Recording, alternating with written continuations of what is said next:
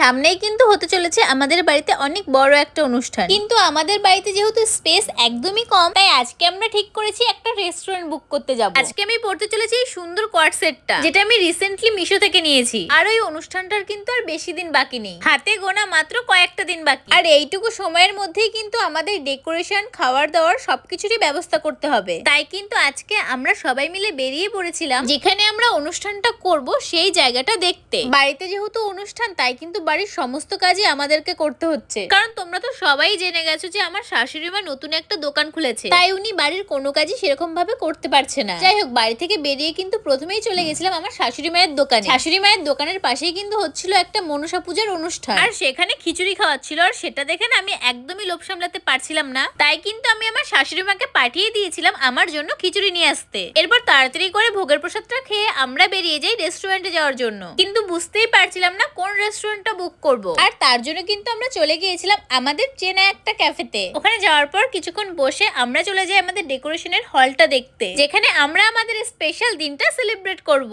আর জানো তো, আমাদের এই স্পেশাল দিনে কিন্তু আসতে চলেছে আমার বেশ কয়েকজন ক্রিয়েটর ফ্রেন্ড, মানে যারা আমার একদমই ক্লোজ। আচ্ছা, তোমরা কি কেউ গেস করতে পারছো আমাদের সেই স্পেশাল দিনটা কি হতে পারে, আর কারা আমার সেই ক্লোজ ফ্রেন্ড? যাই হোক, হলটা দেখে কিন্তু আমাদের অনেক পছন্দ হয়, আর আমরা তাড়াতাড়ি করে সেটা বুক করেও ফেলি। এরপর কিন্তু আমরা ওখানকার ওনারের সাথে কথা বলি যে আমরা কিরকম ডেকোরেশন চাইছি, আর হলটার চার্জ কেমন আছে, আর সমস্ত কিছু নিয়ে টোটাল কত খরচা পড়বে। সমস্ত কিছু বুক করে কিন্তু আমরা চলে আসি একটু খাওয়া দাওয়া করতে। আমরা কিন্তু অর্ডার করে নিয়েছিলাম 1 plate crispy chilli baby corn আর একটা মকটেল। যাই হোক, তিনজন মিলে কিন্তু গল্প করতে করতে আমরা আমাদের খাওয়া দাওয়াটা কমপ্লিট করি। আজকে আমি যে কোয়ার্ড সেটটা পরে রয়েছি আর মিঠুন যে টি শার্টটা পরে রয়েছে, এই সমস্ত কিছুই কিন্তু আমি নিয়েছি মিশো থেকে। কাপড় কোয়ালিটিটাও কিন্তু দারুণ ছিল, আর একদমই অ্যাফোর্ডেবল প্রাইসে আমি এই জিনিসগুলো পেয়ে গেছি। লিংক কমেন্টে দেওয়া রইলো, তোমরা অবশ্যই চেক করে নিতে পারো। আর আমাদের স্পেশাল দিনটা কি বুঝতে পারলে তাড়াতাড়ি কমেন্ট করো।